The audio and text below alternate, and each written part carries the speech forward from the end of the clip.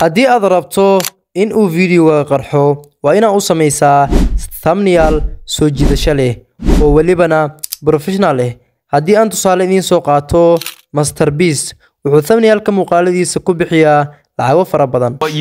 What you invest per thumbnail? We probably spend around $5,000 to $10,000 a thumbnail. maanta waxaan rabaa in aan ku tuso wadada aad u samayn lahayd thumbnail soo jiidasho leh adigoo aysan kaaga baxaynin wax lacag ah, adigoo kaliya adeegsanaya laba AI tool kaliyana isticmaalaya mobilekaaga oo aad u adeegsan karto muuqaalada YouTube-ka.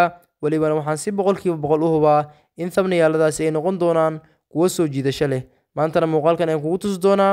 inta aan muuqaalku guda galin nagu soo biir channelkana subscribe inoo saar.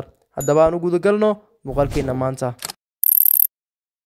marka hore waxaad soo furnaysaa Chrome mobilekaaga, kabacdina waxaad ku qoraysaa qaybta searching-ka ChatGPT ayaad ku qoraysaa.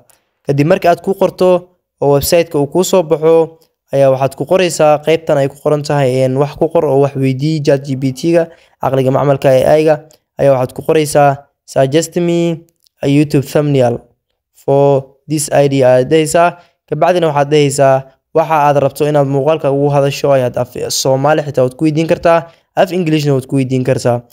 kadib markii aad intaas samayso oo aad u dirto wuxuu kuu soo diri doonaa waxyaabihii iyo wadooyinkii aad mari lahayd si aad u samayso thumbnail-ka aad rabto.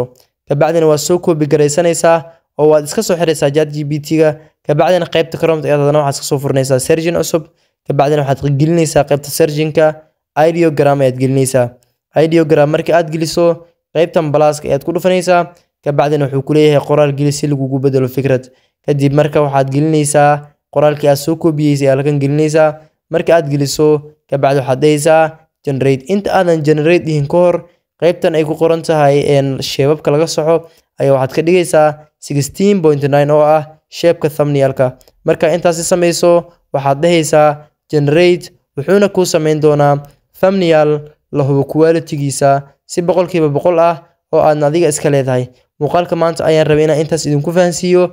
haddii aad codkayga wax yar ka dareentaan hergab iyo waxba iska jira common cold igu qaata. asxaabta qaaliga waxaan soo gelin doonaa muuqaalo idin cajibiyo isbuuca soo socda. channelka subscribe ha ku ahaado oo la soco indhaha ku hay.